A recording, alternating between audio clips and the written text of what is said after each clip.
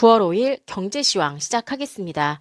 원달러 환율이 지난 2일에 이어 이거래일 연속 1360원대에서 상승하며 연고점 추가 경신에 나설 것으로 보입니다.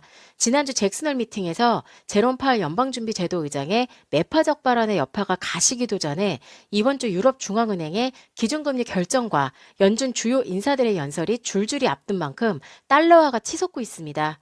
글로벌 달러 인덱스는 109선 후반으로 치솟으며 2002년 1월 이후 최고치를 나타내고 있습니다. 간밤 뉴욕 차익 결제 선물화 시장에서 거래된 원달러 1개월물은 1362.4원에 최종 호가됐습니다. 최근 1개월물 스와프 포인트를 고려하면 이날 환율은 전거래일 종가보다 0.4원 오른 1362.4원께 개장할 것으로 예상이 됩니다. 환율이 이날 1360원대에서 추가 상승한다면 2009년 4월 1일 1379.5원 이후 최고치이며 지난 2일에 이어 이거래일 연속 연고점을 새로 쓰는 것입니다. 달러와 가치가 치솟는 것은 전 세계 중앙은행의 통화 긴축 기조가 이어지는 가운데서 안전자산 선호로 시장 심리가 쏠리고 있기 때문입니다. 오늘 20에서 21일 미 연준의 연설이 연이어 예정돼 있습니다.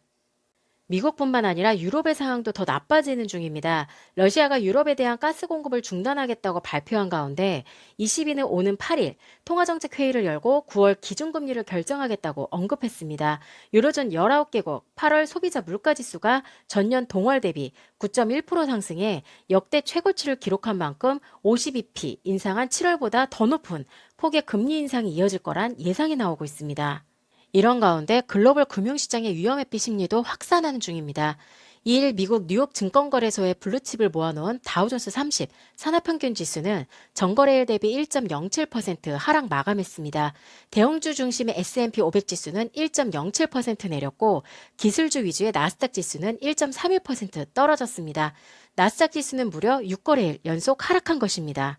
우리 증시 상황도 나쁩니다. 지난 2일 외국인 투자자의 순매도 흐름이 이어지면서 코스피는 0.26%, 코스닥은 0.31% 하락했습니다.